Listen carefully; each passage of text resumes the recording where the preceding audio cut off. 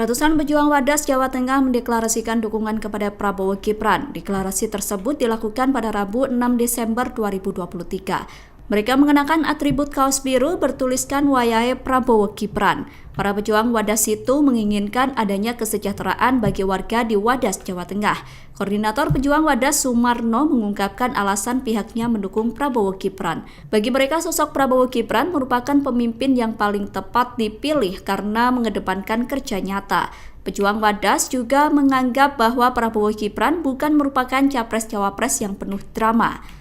Sumarno berharap Prabowo Gibran bisa melanjutkan program-program pro-rakyat yang sudah dilakukan Presiden Joko Widodo. Prabowo Gibran juga dinilai bisa melakukan upaya industrialisasi dan hilirisasi.